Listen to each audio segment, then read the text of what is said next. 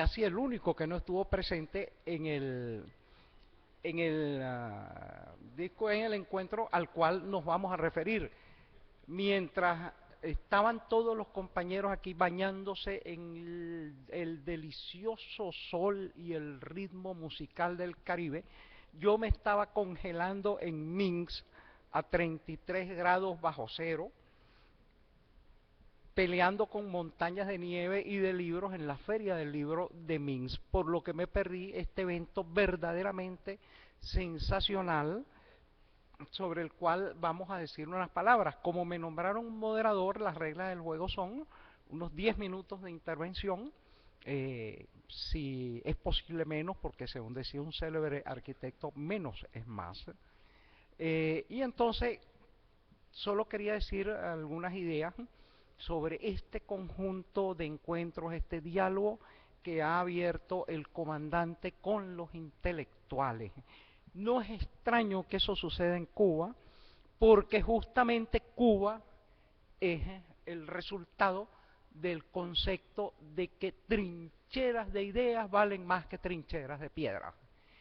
Y justamente tanta validez tiene este pensamiento que el que lo emitió murió prácticamente en el primer combate, y sin embargo ese pensamiento inflamó a Cuba y a América Latina y en cierta forma al mundo. Fidel lo entiende perfectamente. Tuvimos la inmensa fortuna de que Fidel no muriera en ese primer combate, ni en el del Moncada, ni en el desembarco del Granma, ni en ninguno de los otros innumerables. La suerte que fue tan aciaga contra Cuba en el momento de la muerte del apóstol ha preservado hasta ahora, para felicidad de todos, al comandante.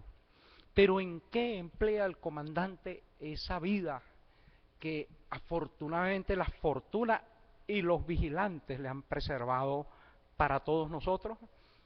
Fíjense en encontrar vías, no para el problema de Cuba, que Cuba los tiene, no para el problema y la disyuntiva de América Latina, que los tiene infinitos, sino para la disyuntiva de la humanidad.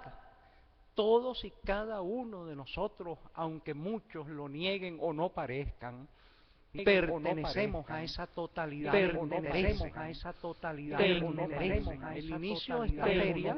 Yo dije que lo prodigioso de la lectura era que habría el diálogo, habría el diálogo, desde las primeras palabras que se pudieron, desde las primeras palabras que se pudieron, desde las primeras palabras que se pudieron, desde las primeras palabras que se pudieron, desde las primeras palabras que se pudieron, desde las primeras palabras que se pudieron, desde las primeras palabras que se pudieron, las primeras palabras que se pronuncian, las primeras palabras que se pronuncian, las primeras palabras que se pronuncian, las primeras palabras que se pronuncian, las primeras palabras que se pronuncian, las primeras palabras que se pronuncian, las primeras palabras que se pronuncian, las primeras palabras que se pronuncian. Y entonces Fidel en ese sentido también está articulando las bases de un pensamiento universal. Y un pensamiento basado en esta idea primordial de Martí, la creencia en las ideas. Nótense que digo las ideas y no los intelectuales, porque a veces los intelectuales hacemos todo lo posible para que nadie crea en nosotros.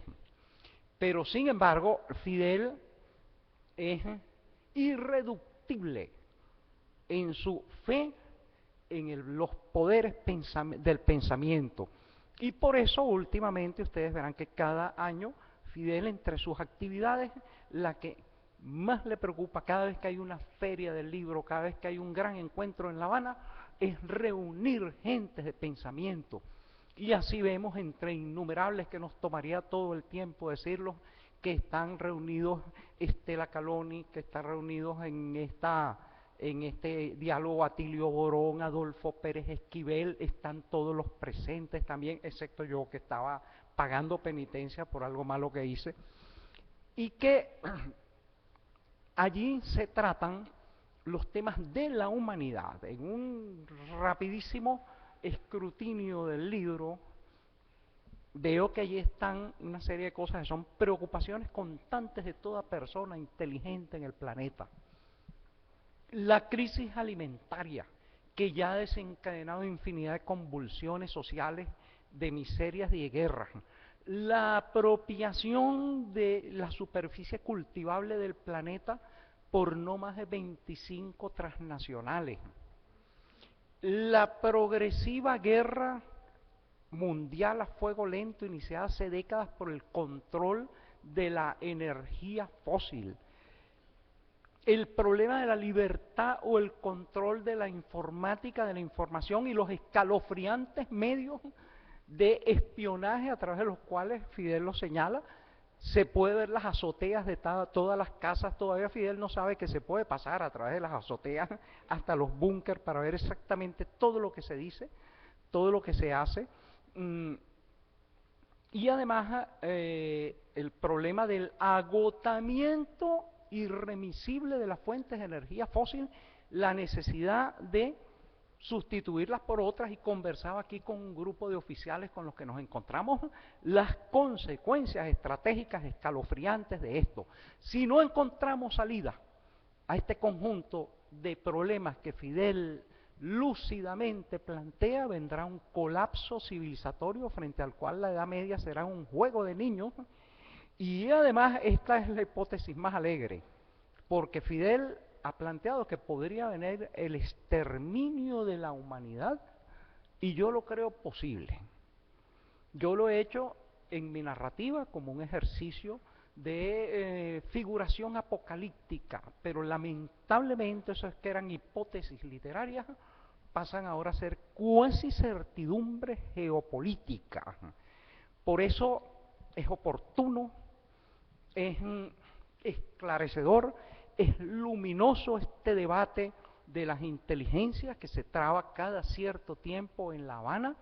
Es extraordinario que, siguiendo esa potencialidad de la palabra escrita, en lugar de dejarlo perderse en el regusto de buenas conversaciones y frases ingeniosas, se lo publique y que esto se divulgue en una cantidad de eventos simultáneos. Se omitió decirles que este evento también se está haciendo en otra cantidad de ciudades del mundo paralelamente o con pequeños ajustes según los meridianos horarios.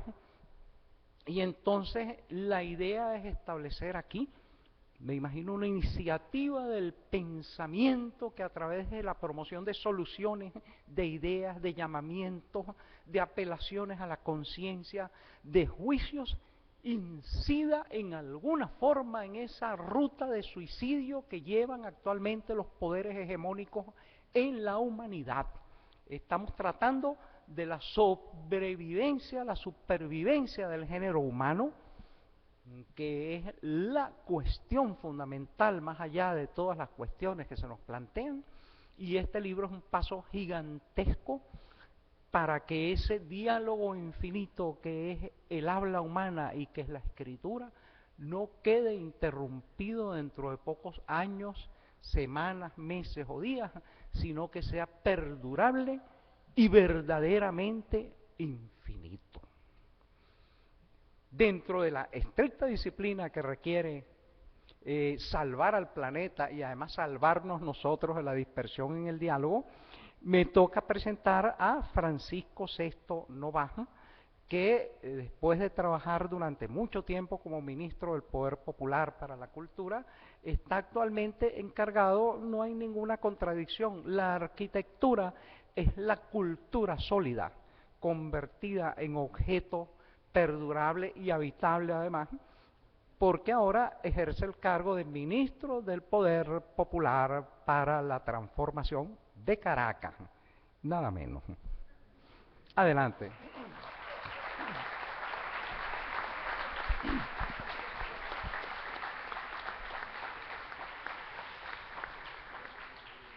Muchas gracias, Luis. Buenas tardes a todas y a todos. Yo tengo una relación espiritual con Fidel que creo que es la misma que tienen millones de personas en todo el planeta. Que lo tenemos allí a ese hombre como alguien que ha marcado permanentemente nuestras vidas. La vida de cada uno de nosotros, cada uno en su experiencia personal, en distintas edades, en distintas culturas y geografías, no sería igual si no hubiera aparecido ese gigante, Fidel Castro. Yo creo que tenía 13 o 14 años cuando Fidel y sus compañeros que luchaban contra la dictadura de Batista estaban en la Sierra Maestra. Lo recuerdo las crónicas que salían en los periódicos, el interés que a mí en términos personales me concitaba eso, y lo fui siguiendo, y creo que yo, que tenía una educación de izquierda más o menos en la casa, una educación de rebeldía, encontré en Fidel, digamos, el punto de apoyo para lanzarme a la aventura de transformar el mundo. Mi vida está marcada por ese hombre, hay que decirlo. Y a lo largo de tantos años ya, 60 años desde ese momento que yo sé de Fidel y de sus compañeros, miren, navegar en esa aventura es muy difícil.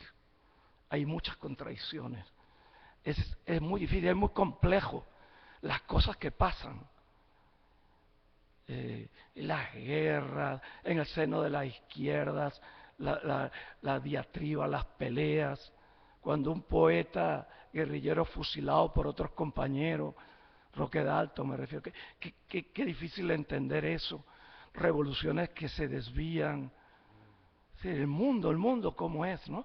La caída del muro de Berlín, y siempre en Fidel una referencia ética, política, de dignidad, de rebeldía, de gran peso moral, como una especie de jefatura que existe en alguna parte y que uno acepta, a la cual uno se suscribe. Ese señor que está allí, que se hizo militar él, creo que no estudió militar, se hizo militar en la lucha, que se hizo economista, que se hizo de todo, porque es un hombre que sabe de tantas cosas. Ese es, de alguna manera, a quien yo reconozco como jefe, espiritualmente, en la batalla de la humanidad.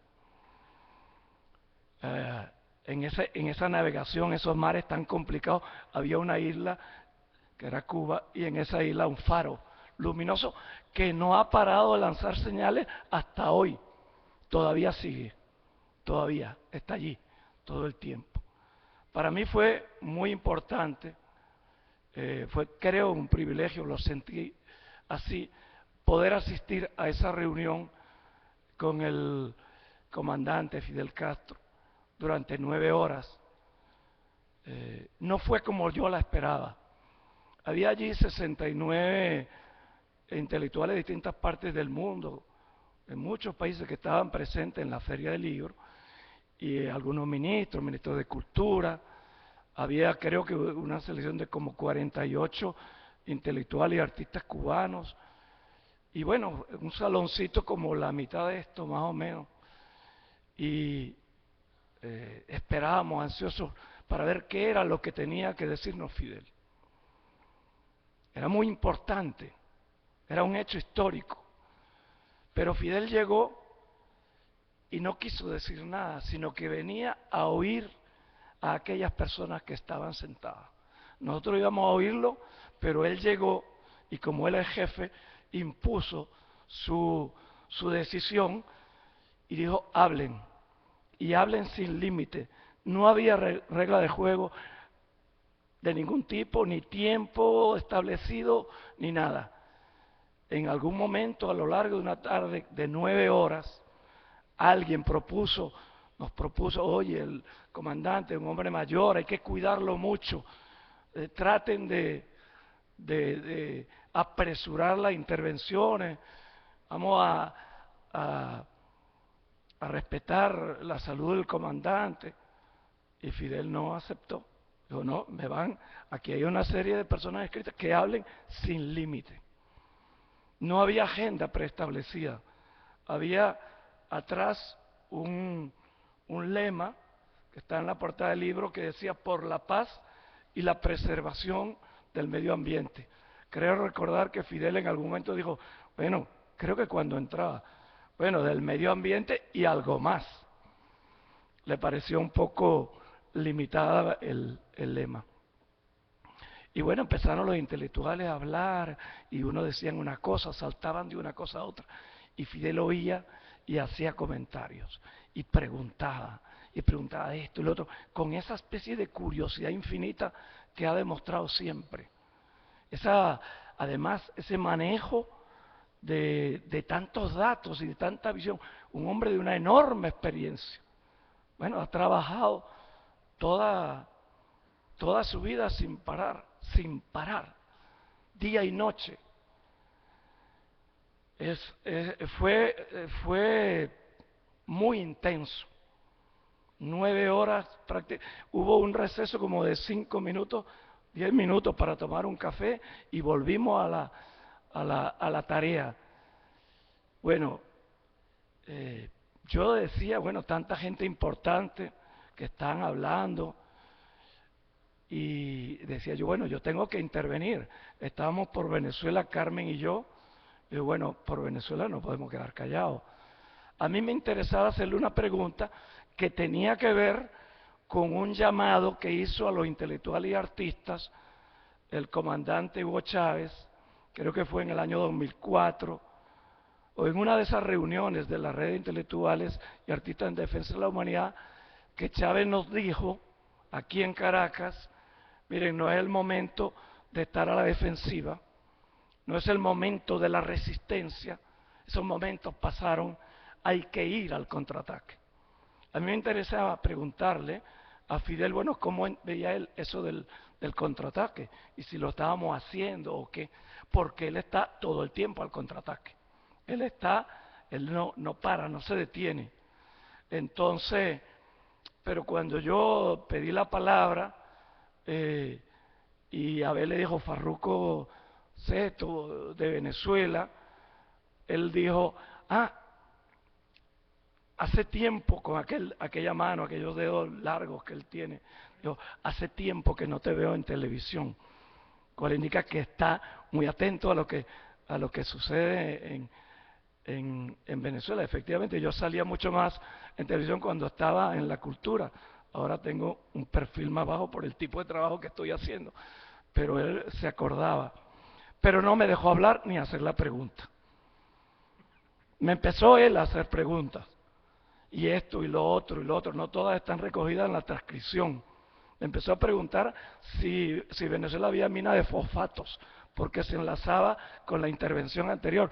Yo le dije, comandante, si me pregunta eso ya, decláreme raspado, porque yo de eso no sé nada, ¿no? Sí sé que tiene mina de fosfato, pero era entrar en un terreno peligroso. Entonces me empezó a preguntar la transformación de Caracas, pero Venezuela, miren, yo creo que habría que pasar aquí en la televisión venezolana esa parte que le dedica al comandante Chávez y a Venezuela, porque fue muy hermoso. Él habló largo, unos 20 minutos, media hora, ahí se extendió, habló muy bonito sobre Venezuela, muy bonito sobre lo que está haciendo Chávez. Yo me sentía tan orgulloso, agradecido en el alma por eso, por ese privilegio. Está aquí en el libro recogido, contó cuando él había venido por primera vez por la carretera vieja de La Guaira, que era peligrosísimo eso. Después cuando vino ya triunfando la revolución, habiendo tomado La Habana, el primer viaje que hizo fue a Venezuela, y ya llegó por una autopista. Bueno, contó una serie de cosas, ¿no? Lo importante no era lo que decíamos nosotros, así lo pienso, sino el hecho de que nuestras intervenciones disparaban sus comentarios de una gran profundidad, sabiduría, experiencia, un gran maestro, un gran jefe. Así lo pienso. Jefe espiritual de más de medio mundo, porque los explotados y los pobres son más de medio mundo, somos mayoría en el planeta. Terminó él ya con una intervención de cierre donde leyó una serie de cables, tuvo como 20 minutos, nos dijo, bueno, hace muchos años que yo dedico una parte del día y me leo como 200, 300 cables de las agencias internacionales. Les voy a leer ahora una muestra. Y estuvo 20 minutos leyendo cables. Era una cosa que a través de su lectura, sin decir más, comprendíamos su tesis de que el mundo está absolutamente disparatado. Una cosa sin pies ni cabeza. Pareciera como que el mundo hubiera perdido sus bases, su estabilidad. Y entendí que él nos estaba diciendo, en sus llamados que ha venido haciendo a través de sus reflexiones, eso de que el mundo está en grave riesgo, entendí que nos quería decir que nadie es dueño de la situación, de lo que puede ocurrir. Que uno piensa a veces, bueno, los americanos tal, hacen esto, Israel, el otro, esto se defiende. No, él lo entendí así. La situación es tan crítica que cualquier cosa se le puede ir de las manos a cualquiera de los actores, que estamos en grave riesgo, de verdad, y que es nuestra tarea, y como decía Luis, él no habla solo con intelectuales, habla con muchas personas, se reúne con muchas personas, pero ahí estaba una fuerza de pensamiento importante para trabajar en la batalla la idea que es una batalla que no tiene descanso. Siguiendo el ejemplo de él está allí todos los días, día tras día, lee, estudia, escribe como si fuera a vivir todavía 100, 200 años y estamos seguros de que los va a vivir. Por último, también quería felicitar a todos los organizadores porque esto es una muestra de eficiencia, de calidad. No deja uno de asombrarse. Esto ocurrió el 10 de febrero y ya hoy se está presentando el libro en papel en La Habana, se presentó en Caracas, digitalmente, está en la web, se hace esta reunión en 10 ciudades del mundo. De verdad, una muestra más de eficiencia de la Revolución Cubana y de los compañeros que tuvieron esto en sus manos. Muchas gracias.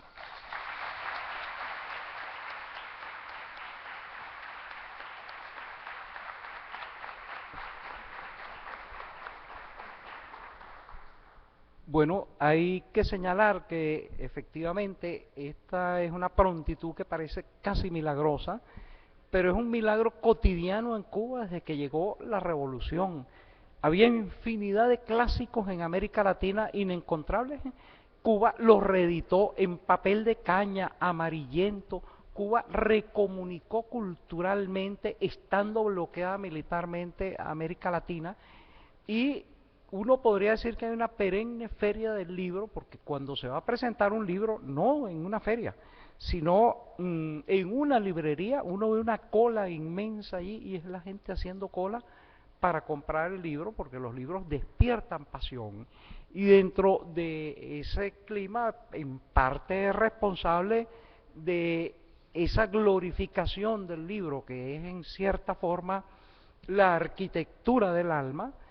Me enorgullece presentar a Zuleika Romay, que es ahora la presidenta del Instituto Cubano del Libro, una revolución que está fundada fundamentalmente en la página y que les va a dirigir la palabra.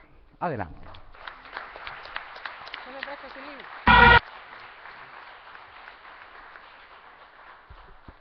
¡Sabe fría! Se escucha, ¿no? Sí.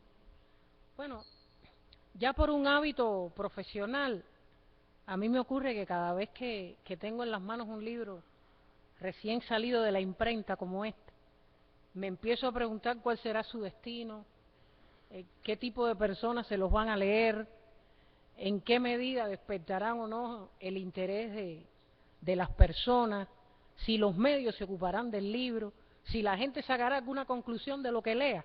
O sea, es una especie de manía profesional que en la misma medida que uno le va cogiendo amor a este trabajo, no lo puede abandonar. Y yo me preguntaba qué podría hacerse con este libro, porque no es ciertamente un texto para una lectura apresurada. Yo creo que pudiera incluso incitar a una lectura no muy organizada. No necesariamente hay que empezar por el principio, ni terminar por el final, porque precisamente la diversidad del intercambio, la manera en que se fueron tejiendo todos los temas en el análisis, en que se fue componiendo una especie de rompecabezas del mundo realmente tan loco en que vivimos, nos fuimos dando cuenta todos los que estábamos sentados allí, a pesar de leernos el periódico todos los días, de mantener determinados hábitos de búsqueda de información, no hubiéramos sido capaces de articular con la sabiduría que lo hizo Fidel solamente preguntando, y es verdad que logró preguntando que nos diéramos cuenta de que todo tiene que ver con todo y que todos somos responsables de todo. O sea, la propia diversidad de los participantes, la pluralidad de las experiencias que se narraron allí, demuestran que realmente todos estamos siendo protagonistas a la vez que reproducimos determinados males y a la vez víctimas de una amenaza verdaderamente global. Porque la división geográfica y administrativa no nos va a salvar de los peligros. Ninguna irradiación nuclear va a respetar fronteras, ningún desastre ecológico va a respetar territorios, ni divisiones territoriales, administrativas o políticas. Y ese análisis realmente nos fue develando la magnitud del reto y de la responsabilidad que tenemos todos, independientemente del país. El brasileño Nené Hilario guió la victoria de Denver ante Atlanta. Y el alcance que puedan tener nuestros esfuerzos. Fidel nos demostró que la suma de pequeños esfuerzos... Dominicano Francisco García alcanzó 11 tantos para el cuadro de los Kings de Sacramento. Bondades de la naturaleza. El lanzador dominicano Iván Nova Y escogió un grupo de intelectuales de varios países como... permitió 2 imparables en poco más de 4 entradas sin anotación, pero los Yankees de teniendo en cuenta la capacidad que tienen los intelectuales Nueva York perdieron 1-0 a las Grandes Ligas. Nova mejoró en su segunda salida luego para amplificar o para diseminar una opinión, un criterio. Es de todas maneras de recibir 7 carreras en su debut. En esta oportunidad lanzó 4 en una profesión entradas. Ponchó a Tres Rivera, quien un investigador, un profesor, un periodista. Me parece que la lectura de este libro va a descubrir que es una lucha en la que todos podemos tener nuestro lugar y en la que todos podemos tener nuestra arma de combate a partir de la función social que realizamos en cada uno de en la sociedad en que vivimos. Me parece que es una de las mayores ventajas de haber logrado plasmar las preocupaciones, las angustias, las inquietudes de los que estábamos allí en un libro y sobre todo en las soluciones, porque tampoco es un texto que se limita a diagnosticar, la catástrofe que nos espera si seguimos diagnosticar, que se limita a catástrofe que nos espera si seguimos diagnosticar, que se limita a catástrofe que nos espera si seguimos diagnosticar, que se limita a catástrofe que nos espera si seguimos diagnosticar, que se limita a catástrofe que nos espera si seguimos diagnosticar, que se limita a catástrofe que nos espera si seguimos diagnosticar, que se limita a catástrofe que nos espera si seguimos diagnosticar, que se limita a catástrofe que nos espera si seguimos diagnosticar, que se limita nada de sus recursos y por la manera irracional en que estamos consumiendo esa riqueza. Y yo creo incluso que para los que allí estuvimos estas semanas que han transcurrido, que nos han permitido seguir el efecto de lo que allí ocurrió, preparar esta misma actividad de presentación simultánea, nos ha permitido también sedimentar algunos criterios sobre las maneras que tenemos y las armas de que disponemos para incentivar una mayor conciencia de la especie humana de que vamos camino de la autodestrucción. Esta misma presentación simultánea responde precisamente a la exhortación que Fidel nos hizo. Algunos compañeros decían, nunca hemos hecho esto. Bueno, yo creo que la reunión nos ayudó a darnos cuenta de que muchos de nuestros mensajes, de que muchas de nuestras exhortaciones tenemos que hacerlas a través de estas vías, porque es la manera más rápida de llegar simultáneamente a muchos públicos y de impactar simultáneamente a muchas personas. Los que estábamos allí nos sentimos ya movilizados, organizados para librar esta batalla que es decisiva y sobre todo para tratar de hacer entender a los que viven con nosotros, los que trabajan a nuestro lado, de que no se trata tampoco de una alarma catastrofista. O sea, el peligro es real, lo empieza a comprender uno desde la primera página y la primera cifra hasta la última, y sobre todo uno llega a darse cuenta también de que el libro nos llama a enfrentar sobre todo un gran reto cultural, porque lo que se ha deteriorado es nuestra manera de asumir nuestra condición de humanos, es nuestra manera de vivir, es nuestra manera de percibir el mundo en que estamos insertos y nuestra relación con la naturaleza. Es una crisis de la cultura que empezó, como decía Luis ahorita, o ahora, como se dice aquí en Venezuela, porque en eso nosotros usamos tiempos diferentes. Para nosotros el ahorita es algo que uno va a hacer después de tiempos diferentes.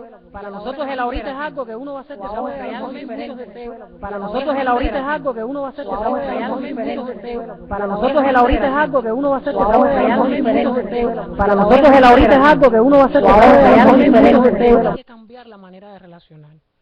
Y de que sonó el primer estallido en 1914, cuando las potencias económicas y militarmente más poderosas empezaron a combatir entre ellas para repartirse el mundo, la especie humana empezó a retroceder culturalmente hasta ver ahora nosotros las elementales y feroces guerras de rapiña por los recursos naturales, por los espacios físicos, porque hoy las batallas se están dirimiendo por los mismos motivos en que se hacían hace cientos de años, cuando esta humanidad no era tan culta, no era tan letrada, y cuando el desarrollo científico y tecnológico no nos deslumbraba todos los días con un nuevo descubrimiento. Yo finalmente quería decir que me siento responsable, después de esa reunión, de lo que ocurre incluso a muchos kilómetros del lugar donde vivo. Me doy cuenta que un comportamiento irresponsable puede afectar a personas que ni siquiera conozco. Y me doy cuenta también de que mi silencio es una concesión a los que no les interesa que el mundo se autodestruya. Si algo hoy no tenemos derecho, además de permanecer inactivos, es a permanecer callados.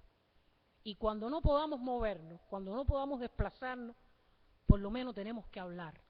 Tenemos que denunciar y tenemos que llamar a la conciencia de nuestros congéneres. Es lo que nos pidió Fidel, es lo que salimos dispuestos a hacer todos los que estábamos allí y es lo que estamos intentando transmitirles a ustedes hoy. Muchas gracias.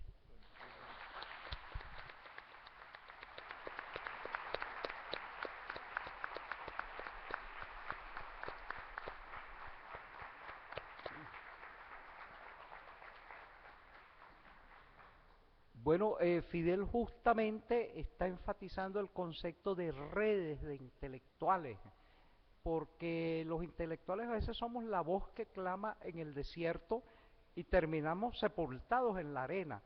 Si somos muchos y hacemos red, podemos sacarnos uno a otro de esas fosas profundas del silencio impuesto y del olvido, y justamente una de las grandes animadoras de esa red está aquí a mi lado y tengo el orgullo de presentarla.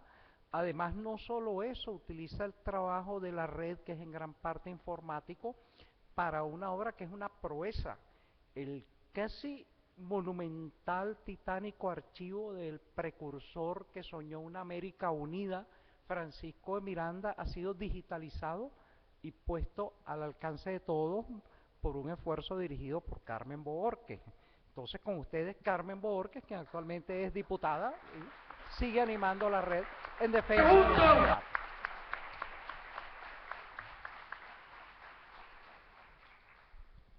Bueno, muy buenas tardes. Bueno, yo también fui una de estas personas privilegiadas que estuvimos en ese momento con Fidel. Menos mal que no tuvimos que ir a Minsk, sino que no pudimos quedar. 9 horas con Fidel es algo así como que uno pasa toda la vida soñando. Y que cree que, bueno, qué bueno sería que algún día pudieras tener, aunque fuera una media hora con Fidel, pero ya 9 horas es como para llenarlo a uno de orgullo y de asombro al mismo tiempo, porque pasado ya un mes de eso, todavía uno se pregunta, ¿y yo estuve ahí? No, sí estuve, porque recuerdo esto, lo otro, etc. Entonces fue realmente una experiencia que, como todas las veces que uno escucha a Fidel, sea que lo vea, como en este caso, en persona, o lo oiga hablar en la televisión, o lea sus reflexiones, uno sabe que está delante de un maestro de la vida y de un maestro de la revolución, y que cada palabra que dice guarda una enseñanza invalorable que, incorporado luego a las experiencias de uno, pues siempre resultan, como decía Farruco, muy ilustradoras, muy iluminadoras. Es como una brújula que no te permite perder el sentido del camino por el que tienes que transitar. En esa ocasión, ese encuentro de Fidel con los intelectuales, bueno, lo recoge un poco el lema que se utilizó allí, pero por supuesto que fue mucho más amplio que eso.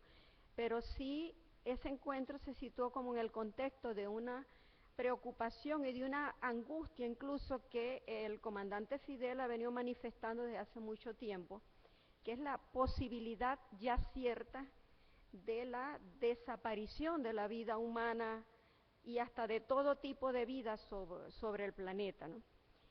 Y junto a esa preocupación de Fidel, ahí no podía uno evitar sentir una angustiante pregunta, y que debemos hacérnosla todos cada día. Es decir, ante eso, ¿qué estamos haciendo nosotros? ¿Qué estamos haciendo, o sea, intelectuales, artistas, estudiantes, trabajadores, organizaciones sociales, las comunidades, cualquier grupo que en algún momento se encuentre, religiosos, etcétera?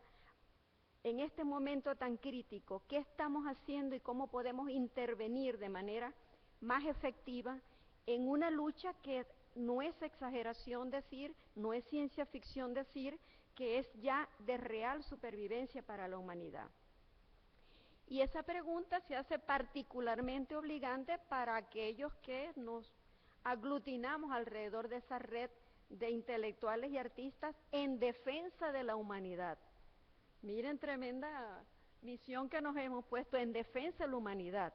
Entonces, una humanidad que está hoy en el riesgo máximo que ha estado, quizás porque es que está en el riesgo de la desaparición global, total. No es de una desaparición de un sector, es de toda la humanidad. Entonces, ¿cómo la red que se dice que está en defensa de la humanidad va a actuar ante esta exigencia tan vital, y también tan obligante desde el punto de vista moral? Pues esto, sin duda, aunque se venía pensando en cómo revitalizar la red, este encuentro con Fidel pues nos hace más obligante el reto, y nos lleva también a acelerar el paso.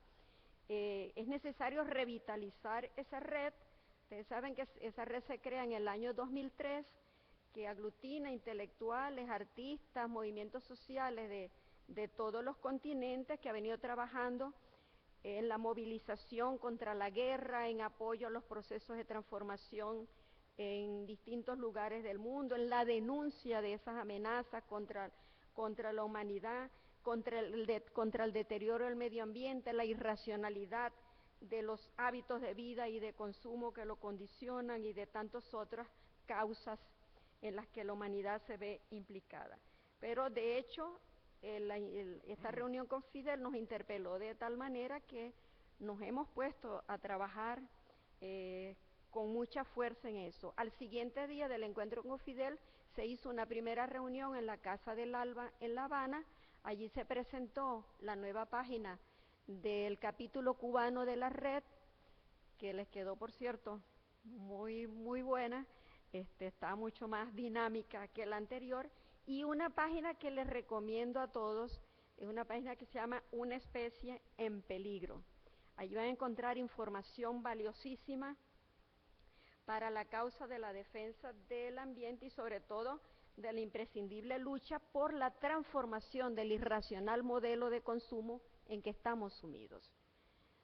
Uno de los aportes más importantes de este encuentro de Fidel fue también que nos permitió identificar algunos de los problemas más urgentes a los que debe abocarse ahorita la reflexión y las fuerzas más progresistas de la humanidad. Sin duda el problema mayor pues fue el de la sobrevivencia de la especie humana, que sabemos ha sido puesta en jaque por el irracional sistema, el genocida sistema capitalista que ha alcanzado ya el punto máximo de sus límites. Se habla ya de una crisis estructural y definitiva, y lo vemos evidenciado en la crisis financiera, alimentaria, energética, económica, etcétera, y lo que además está claro es que no hay solución dentro del mismo sistema, que es o se construye una alternativa real a ese genocida sistema o estamos viviendo los últimos años de existencia sobre el planeta. Otro problema que ocupó bastante espacio en esos debates y que está ligado con lo anterior es el problema comunicacional. Estamos obligados a cambiar el sistema, pero para poderlo cambiar y sobrevivir, pues tendríamos todos que tener una conciencia real de los límites de ese sistema y voluntad y organización para enfrentarlo. Pero la pregunta es, ¿cómo creamos esa conciencia, esa gran conciencia colectiva, cuando el propio sistema ha desarrollado una demoníaca maquinaria comunicacional dedicada a hacer que esa crisis precisamente quede invisible para las mayorías? Entonces, destacados intelectuales lo han dicho, Chomsky entre ellos, que es necesario generar una opinión pública consciente de la gravedad del momento que permita entonces contraponerse y hacer retroceder las decisiones del gran poder financiero militar que está conduciendo a la humanidad hacia el cataclismo final. Ahora, ¿cómo se construye esa opinión pública que al mismo tiempo ya viene prefabricada por los grandes monopolios mediáticos ligados a esos consorcios financieros militares que están haciéndose dueños del mundo? Entonces, fíjense la gravedad de la situación y casi como que estamos entrampados en un círculo vicioso, porque esas empresas mediáticas tienen dos roles fundamentales: una, enmascarar la crisis, y la otra, legitimar el avance de esos grupos hacia un dominio total del planeta por las vías que fueran. De hecho, allí eso se discutió bastante, ese tema. Estela Caloni, por ejemplo, señaló muy bien que la desinformación es hoy la principal arma de guerra de que se vale ese poder imperial para avanzar en sus designios. Que la desinformación es el primer disparo para preparar el terreno de guerra. Y en este caso, lo dijo ella una frase muy lapidaria, en este caso la palabra mata. Lo vimos en Libia, lo estamos viendo en Siria, lo estamos viendo en los planes que se preparan para el resto de los países que estamos en esa lista. Algunos, quizás no tan pesimistas, dicen, bueno, que está surgiendo ahora un quinto poder que permitiría vencer ese poder mediático y generar resistencia, contraataques y hasta revoluciones como las que se dice que se han dado en el mundo árabe y que ahora en Europa con los indignados o los ocupa en los Estados Unidos. Este quinto poder estaría representado por Internet y las redes sociales virtuales, que según nos permitirían construir nuestra propia información, organizarnos y participar activamente como ciudadanos en la transformación de la sociedad. Pero sobre esto todavía no se ha dado una verdadera discusión. Casi que lo que se señala es que no es más eficiente este medio comunicacional porque apenas un 20%, un 30% de la población tiene acceso a Internet.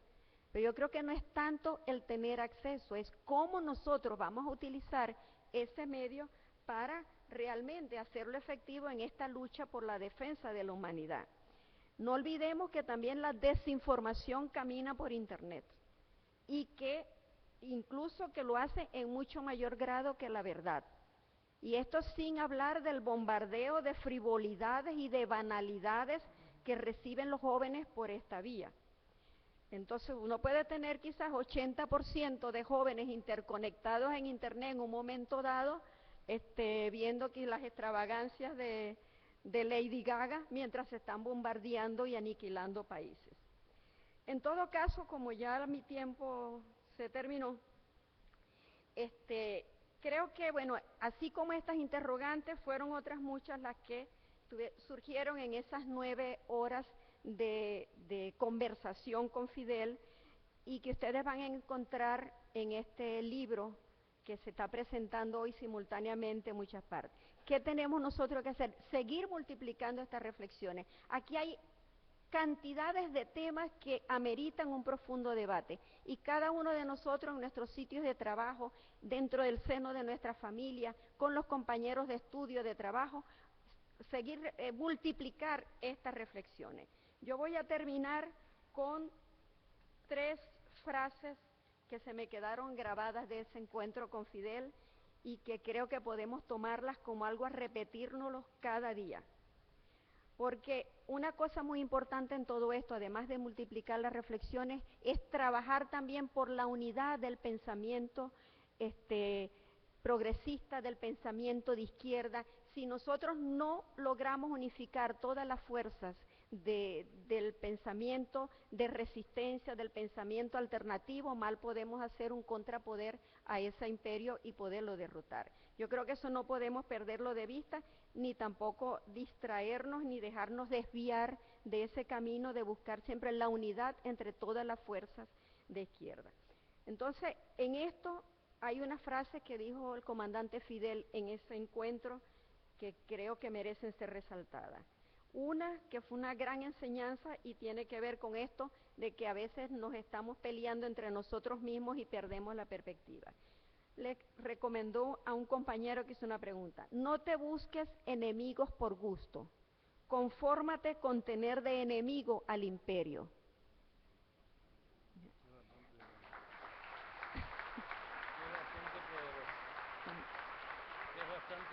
Es bastante grande.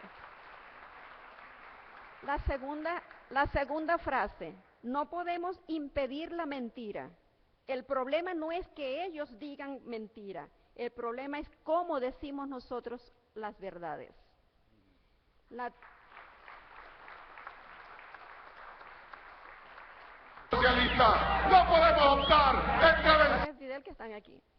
La tercera: la lucha por la independencia se ha convertido en una cuestión de vida o muerte para nuestros pueblos. Y por último, una reflexión que hizo, una definición de la revolución bolivariana y lo que comentaba Farruco, de lo que habló sobre Venezuela y el presidente Chávez, que es una joya también. Dice: creo que solo Chávez, armado con las ideas y los sueños de Bolívar, podía conducir un país tan rico y a la vez tan saqueado como Venezuela a ser protagonista de su propio destino. Eso es lo que significa la revolución bolivariana. Bueno, muchas gracias.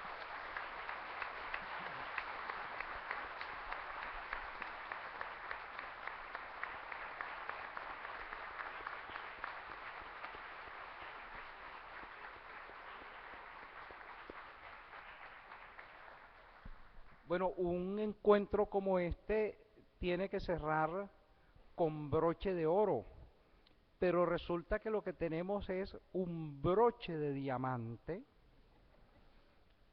una de las grandes figuras a la vez de la antropología, de la narrativa, de la poesía, de la cultura y de los cultos de origen africano, significativa no solo en Cuba, no solo América, en el mundo.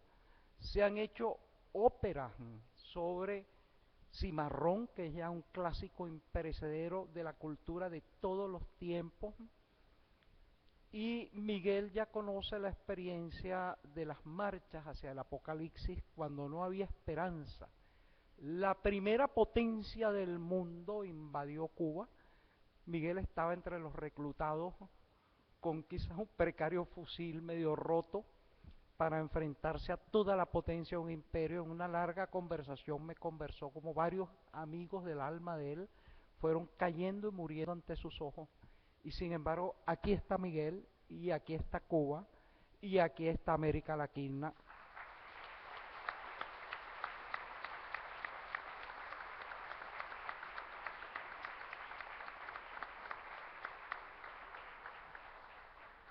Y aquí está el Caribe, y aquí está el mundo. Con ustedes, señores, Miguel Barnet.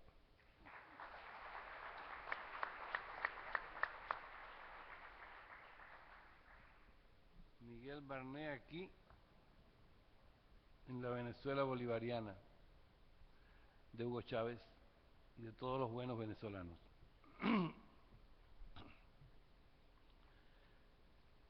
Acabo de recibir el libro, como todos nosotros, pero claro, estuve 9 horas escuchando las intervenciones de los amigos y colegas que intervinieron en aquella sesión tan larga.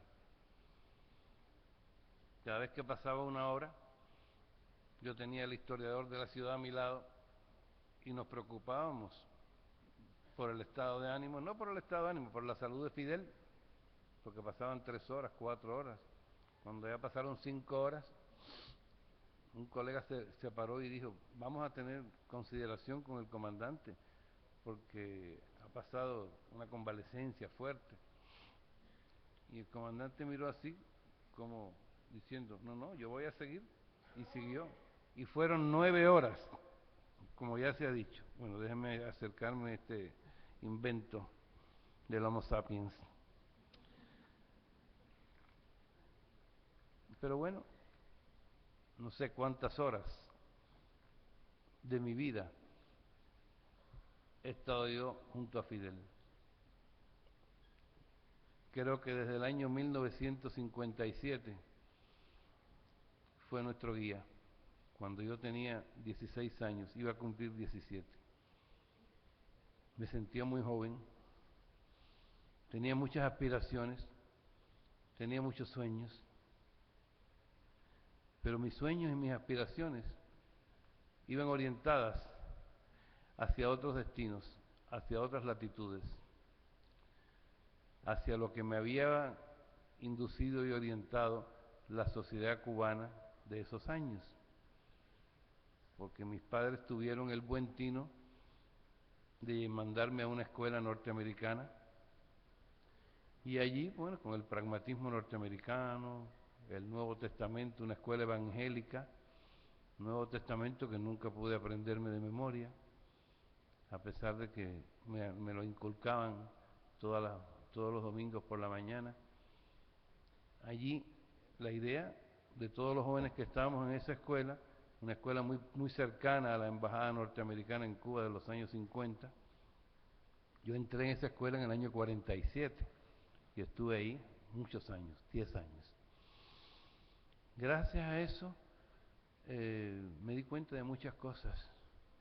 Cuando jóvenes de mi promoción, de mi generación, tenían otras ideas, mucho más arraigadas, mucho más cercanas al sentido de la identidad cubana, latinoamericana, yo no poseía esa conciencia y sentía algo raro en mí que no cuajaba. Me sentía incompleto, me sentía que algo me faltaba. Me conocía todas las capitales de los Estados Unidos, pero del país donde vivía conocía menos, conocía la música norteamericana y tal, y la buena música y la buena cultura norteamericana que respeto y amo muchísimo.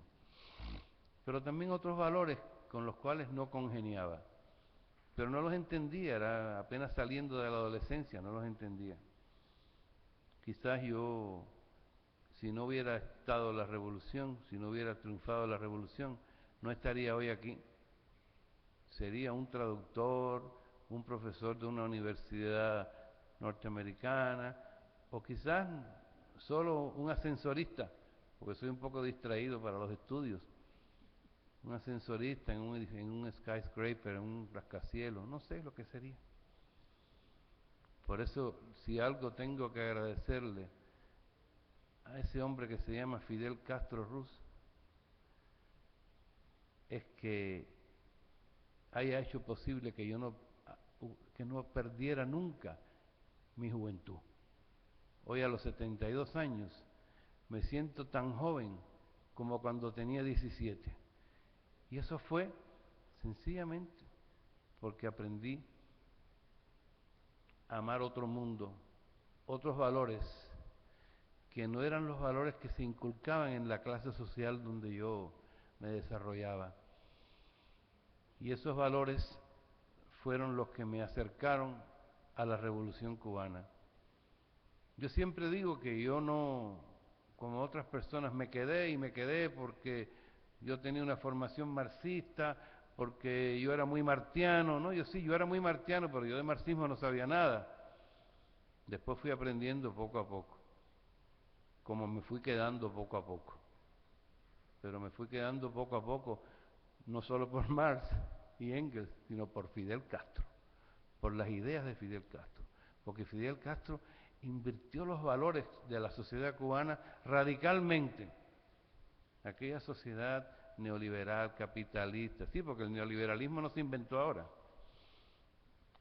Y aquella banalidad, aquella televisión de chatarra, aquella superficialidad, aquella frivolidad, a un hombre con una sensibilidad poética y un poco también humanista y hasta política, pues no le eran afín absolutamente.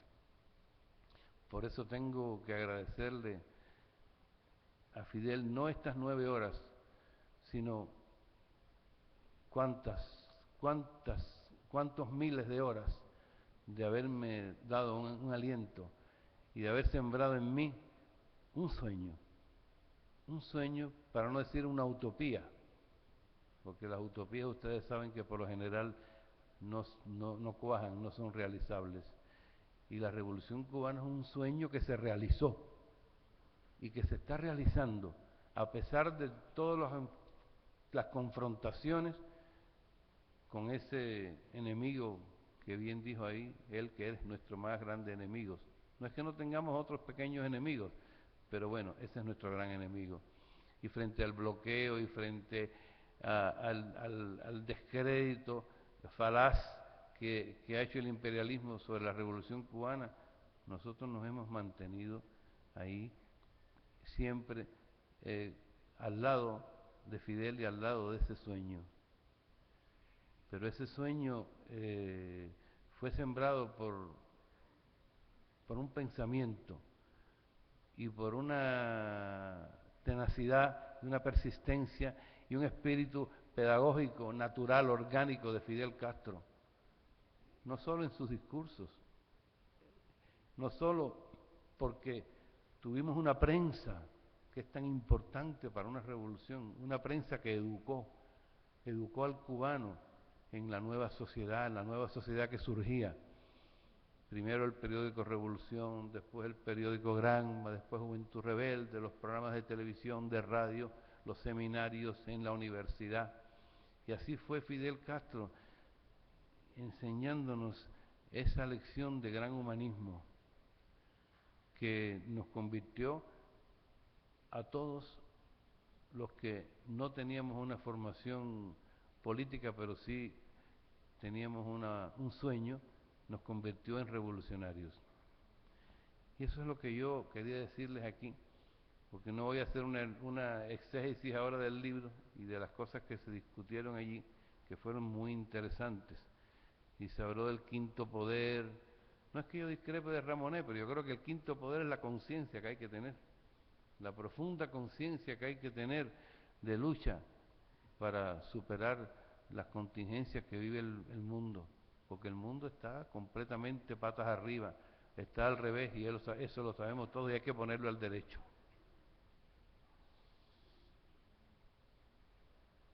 Yo había escrito ahora aquí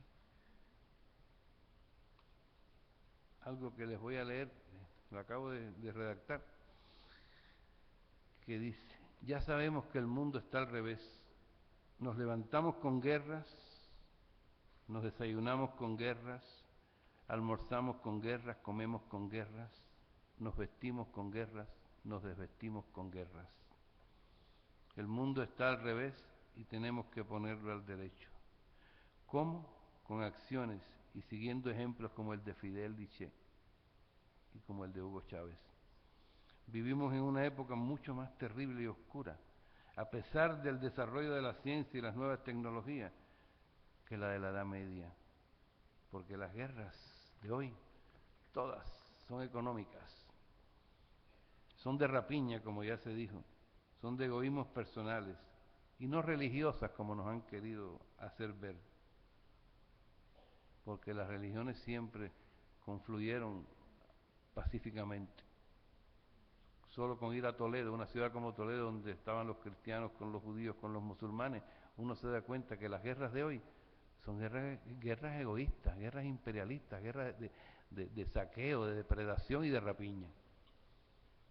Por todo eso es que un hombre irreductible, como dijo Luis Brito, qué buen calificativo, irreductible en su fe y su pensamiento como Fidel, merece ser escuchado. Fidel demostró en aquellas 9 horas, con un sinnúmero de cables que nos leyó, y muchas personas me preguntan, ¿y por qué lee tantos cables y tantas cosas que no entendemos por qué? Ya lo dijeron aquí, porque él estaba demostrando con esa lectura el caos, el desorden que hay en la información, la injusticia que hay en la información, el desequilibrio, el desfase que hay en la información que recibimos todos los días en la llamada prensa libre, en la llamada prensa libre. El sueño de la razón, ustedes lo saben mejor que yo, engendra monstruos, pero monstruosidades también.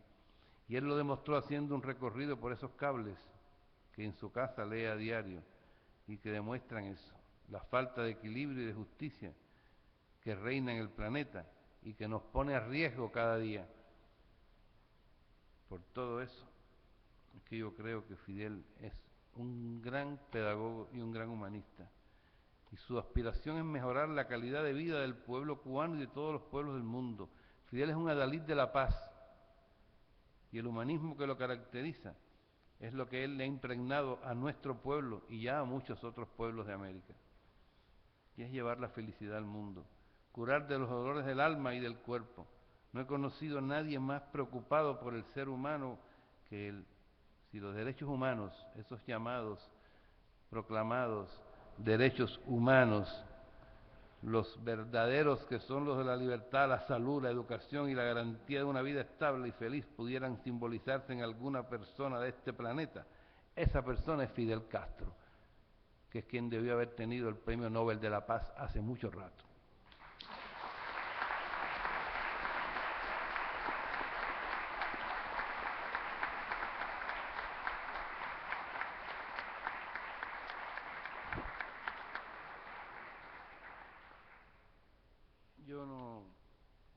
Yo creo que por todo eso es que nuestro deber, como dice este libro, es luchar, cada uno en su trinchera, los intelectuales en la nuestra, los militares en la suya, el pueblo con muchas vertientes para la lucha, con muchas posibilidades para la lucha, pero todos con la convicción de que solo ese espíritu colectivo, ese genio colectivo que está en el ser humano, que está en la masa, es el que podrá mover la tierra y hará, esperemos que alguna vez realmente el Homo sapiens pueda ser feliz y sea una persona digna de este mundo y que dignifique a la vez este mundo. Por todo eso es que yo, como dije, me fui quedando y estoy en Cuba y estoy aquí en Venezuela con la Revolución Bolivariana. Muchas gracias.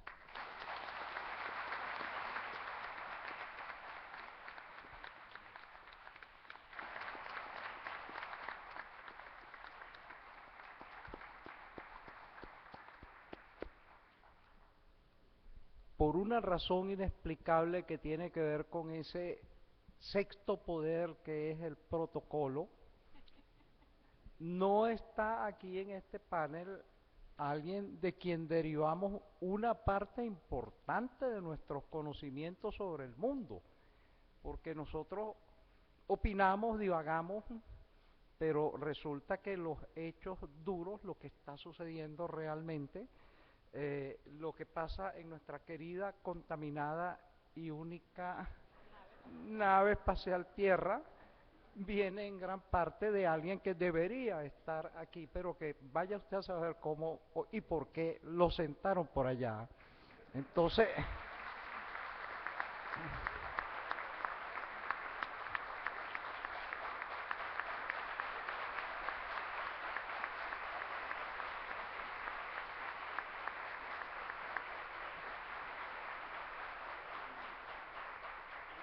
ajá.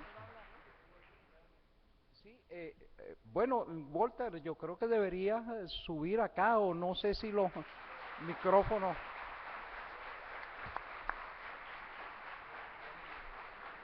Es que donde quiera que esté, él es de todos modos Walter Martínez.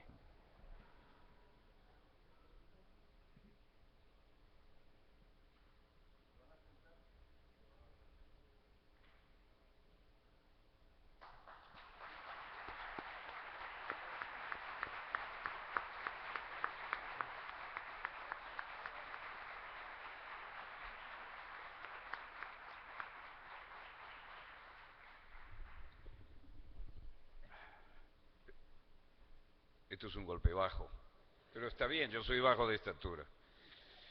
Es proporcional. Yo no sabía de esto. Vine porque me invitó amablemente mi querido colega y amigo, el embajador Polanco, y porque Fidel es el padre de todos nosotros. Y realmente no sabía qué tenía que hablar ni qué tenía que decir. Pero se supone que esto trae vivencias. Cuando Fidel entró triunfante junto con todos sus hombres en La Habana, yo estaba en el polo opuesto del arco geopolítico o ideológico. Yo estaba como cadete de la Fuerza Aérea Uruguaya, ¿no? Y andando el tiempo,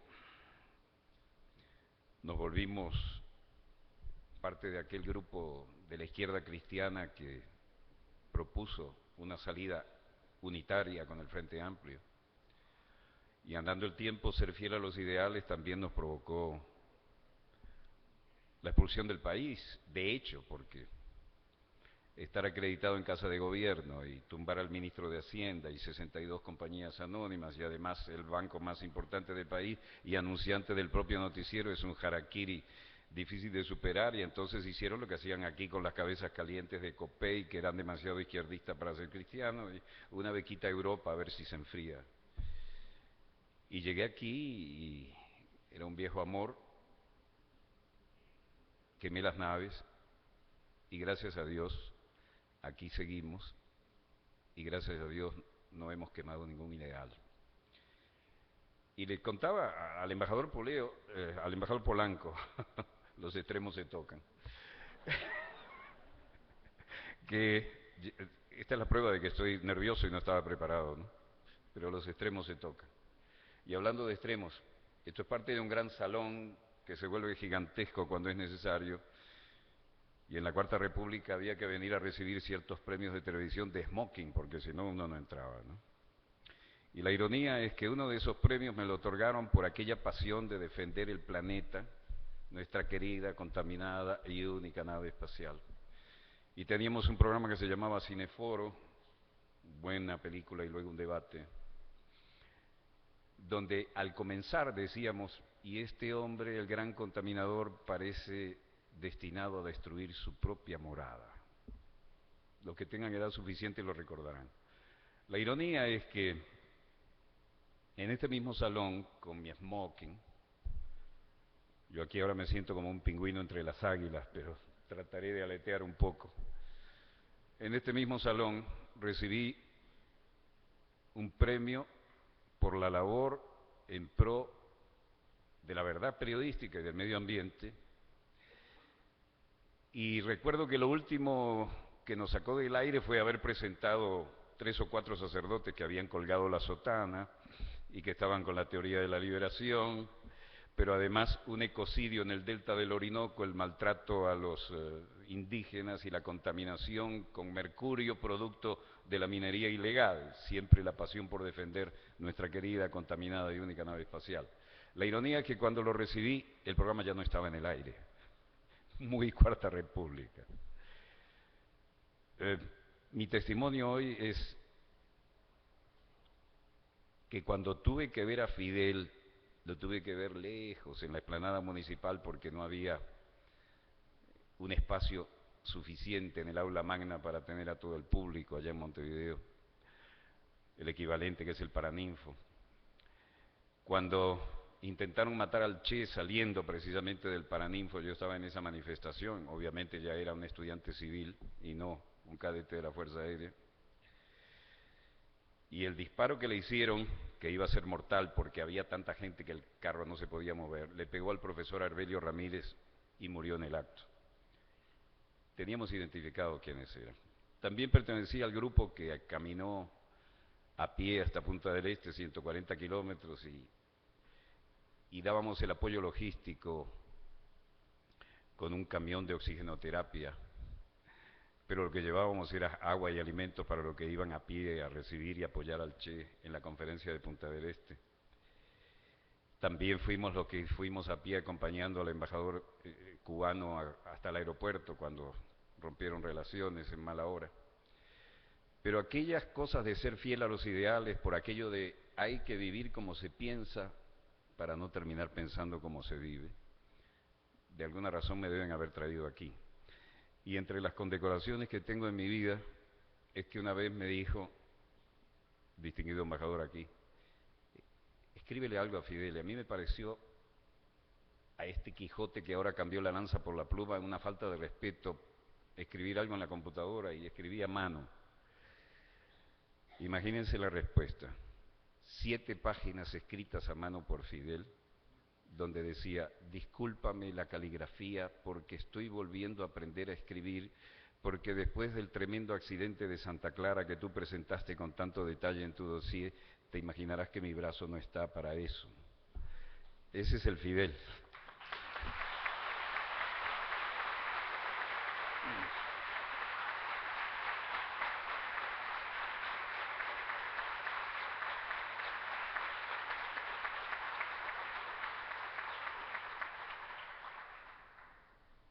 Es decir que lo guardo como los pergaminos del Mar Muerto es faltarle el respeto, ¿no? Pero esas son las vivencias que ahora, abrumado por esto que no estaba en mi agenda, quiero compartir con ustedes. Y por supuesto, hay valores agregados, ¿no? Que Erika sea la presentadora, que es un poco mis entrañas, y que me compensa cuando vemos que sí hay una generación de relevo que se la puede jugar mejor todavía que nosotros, porque ya están inmersas en este mundo de la nueva tecnología, y nosotros que fuimos pioneros en la idea del uso de los satélites y que perdimos las órbitas del que debió ser el Simón Bolívar en la década de los 70 y ahora las recuperamos gracias a Uruguay, que no tenía la posibilidad de montarse, pero estamos en esa sinergia tan positiva. Quiero decirle desde aquí al gran ejemplo, al hombre que con su conducta, no solo con sus ideas, nos ha dado un camino a seguir, y ese camino nunca ha estado equivocado. Y los hechos, aún en los momentos más difíciles, han refrendado que de alguna manera valió jugarse por esas ideas. Y el ejemplo de Toledo es bueno, porque uno puede ser marxista o puede ser cristiano, puede ser musulmán, puede ser hebreo, judío, y si tenemos un principio de los valores esenciales, estaremos jugando por la justicia social que jugarnos por el hombre. Y en el campo de los medios de comunicación, que alguna vez definimos como el teatro de operaciones paralelo o alternativo al teatro del combate real, sea este militar, sea este crisis política, sea este crisis gerencial, estamos en esa trinchera compartiendo con la gente que está en este tremendo panel y yo no sé qué hago aquí, permítanme que me sienta abrumado y agradecido. Pero en todo caso, si de verdad ustedes ven dossier y si recuerdan nuestro grito de guerra, para ese hombre que va a cumplir 86 años y cada vez está más lúcido, más coherente y más pedagogo y paternal, acompáñenme en esto. Fidel, ¿cómo quedó eso? ¿Cómo?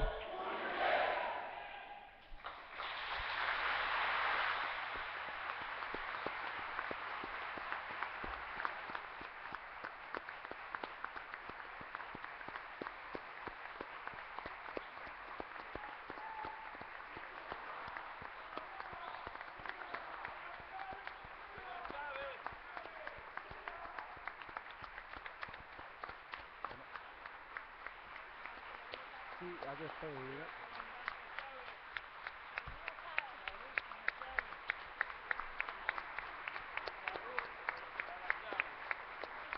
Sí, sí. Nadie sabe lo que es el Caribe hasta que lo pierde. Y como la ley fundamental del Caribe y su protocolo es la improvisación, todos querríamos que este acto durara 9 horas y 9 días para seguir comentando sobre temas tan divinos con gente tan extraordinaria. Pero yo...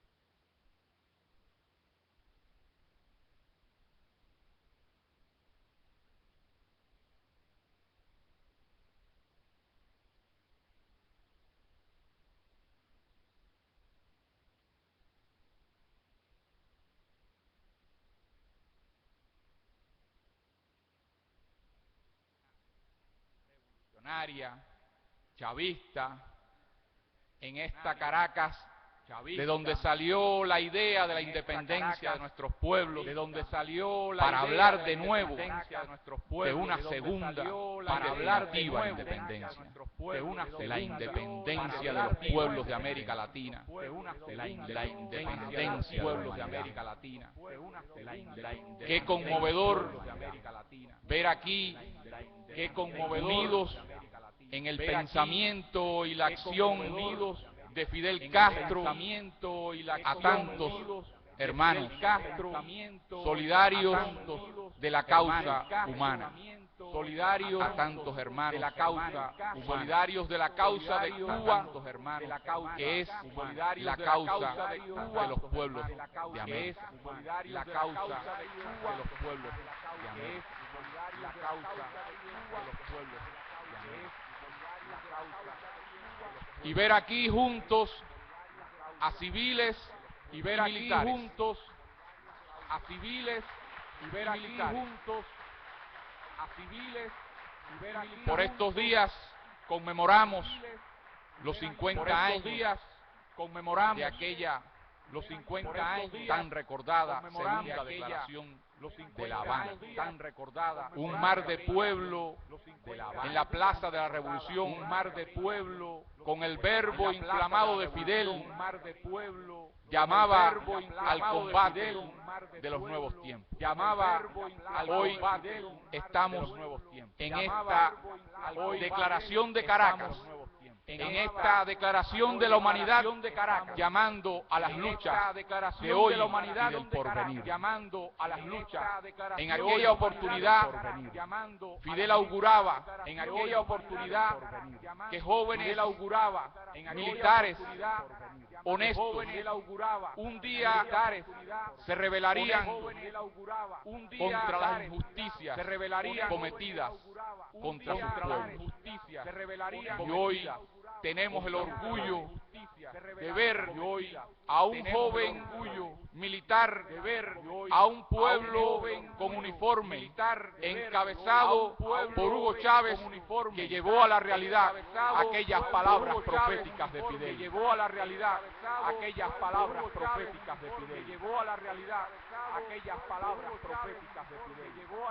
Por eso, este acto de hoy es también un homenaje al pueblo bolivariano y al presidente, al comandante Hugo Chávez, quien está también hoy llevando adelante la lucha por los destinos de su pueblo y de la humanidad.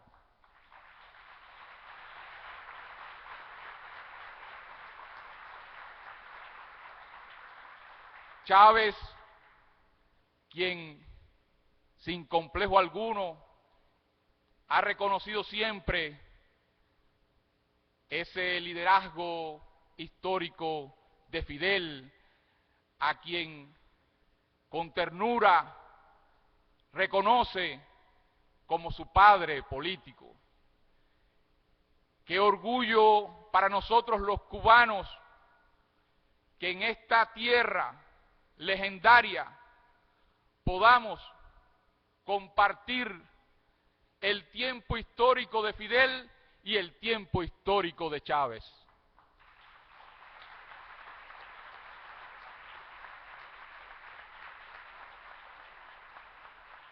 Y que podamos ver en la realidad que las ideas no han muerto, que las ideas perduran, que las ideas se hacen realidad, que las ideas van más allá de su expresión teórica y se encarnan en las luchas diarias de este pueblo contra todas las adversidades, de este pueblo que lucha por el bienestar y por la justicia de toda América Latina. Por eso, en una jornada como hoy, donde seguramente Chávez y Fidel nos estarán escuchando, y tantos seguidores de las ideas de Chávez y Fidel escucharán el llamado de los intelectuales, el llamado de los pueblos para salvar este planeta, para salvar a la especie humana.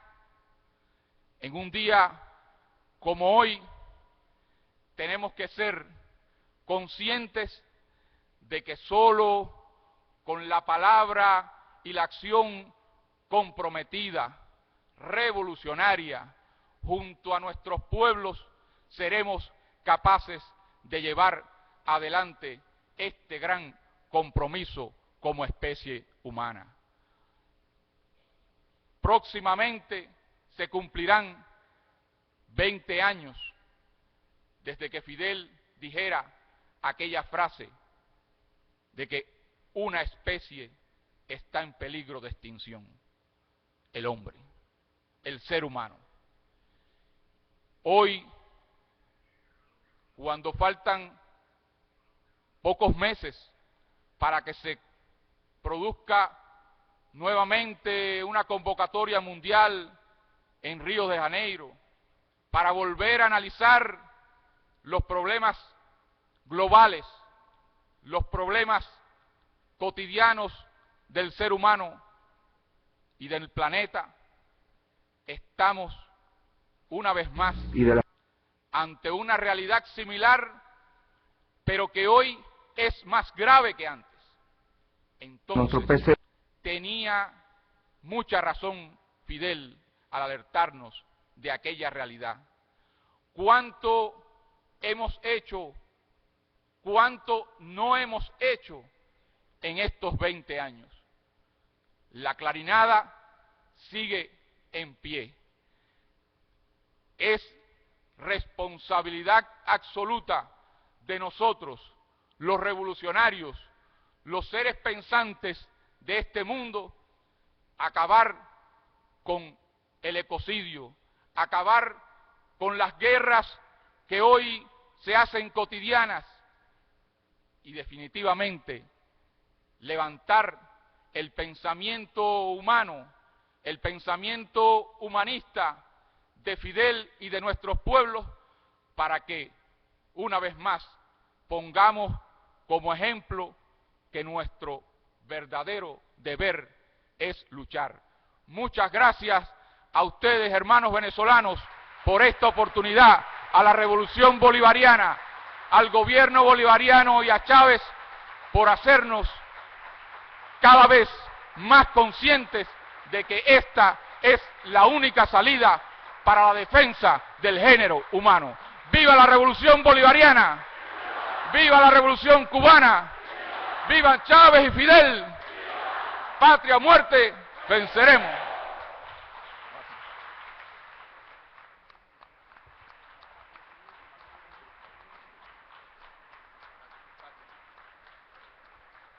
Y ahora la trova cubana va a sellar esta actividad.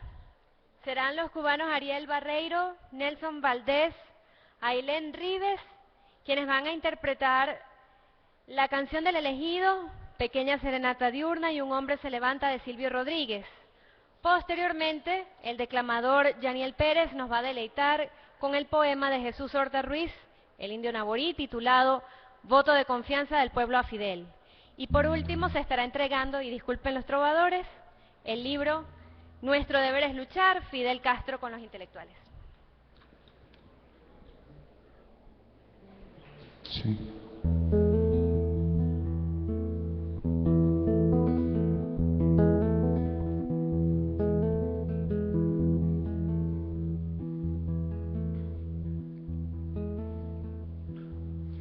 Siempre que se hace una historia, se habla de un viejo, de un niño, de sí. Pero mi historia es difícil. No voy a hablarles de un hombre común. Haré la historia de un ser de otro mundo, de un animal de galaxia. Es una historia que tiene que ver con el curso de la Vía Láctea. Es una historia enterrada, es sobre un ser de la nada.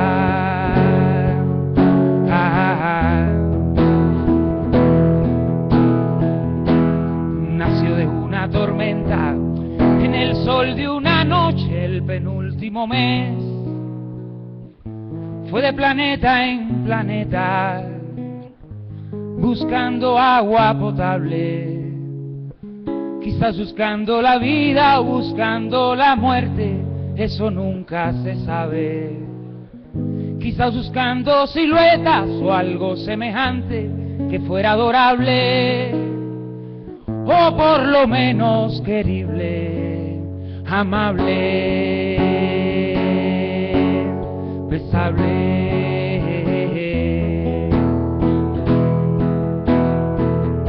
Él descubrió que las minas del rey Salomón se hallaban en el cielo y no en el África ardiente, como pensaba la gente. Pero las piedras son frías y le interesaban calor y alegría. Las ollas no tenían alma, solo eran espejos, colores brillantes. Y al fin bajó hacia la guerra, perdón, quise decir a la tierra.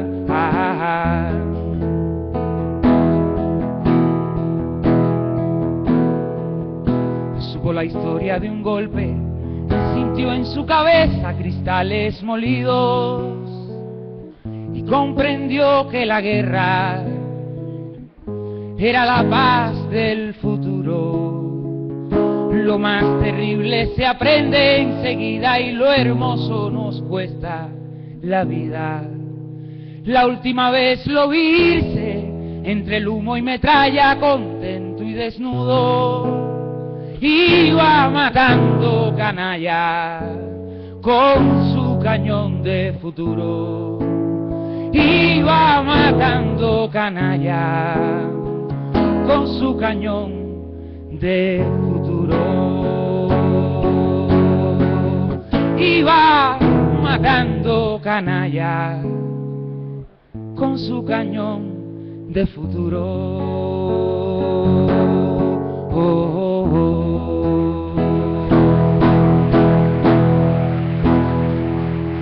Gracias.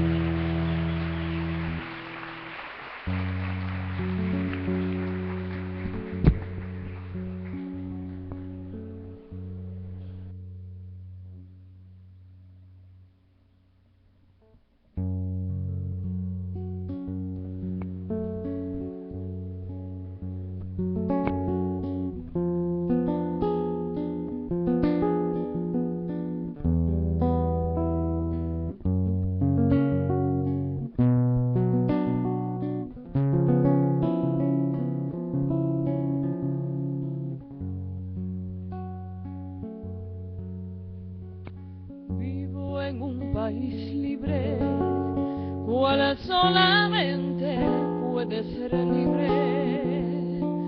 En esta tierra, en este instante, y soy feliz porque soy gigante.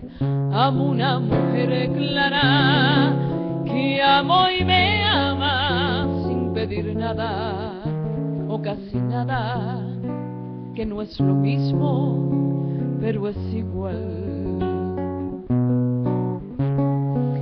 Y por si fuera poco, tengo mis cantos que poco a poco muero y rehago habitando el tiempo. Como le cuadra a un hombre despierto. Soy feliz, soy un hombre feliz y quiero que me perdone por ese día los muertos de mi felicidad. Soy feliz, soy un hombre feliz y quiero que me perdone por ese día los muertos de mi felicidad.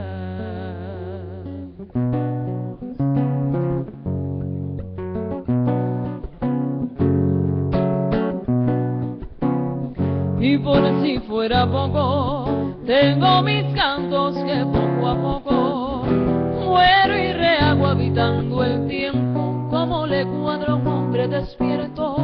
Soy feliz, soy un hombre feliz y quiero que me perdone por ese día los muertos de mi felicidad. Soy feliz, soy un hombre feliz y quiero que me perdone por ese día los muertos de mi felicidad.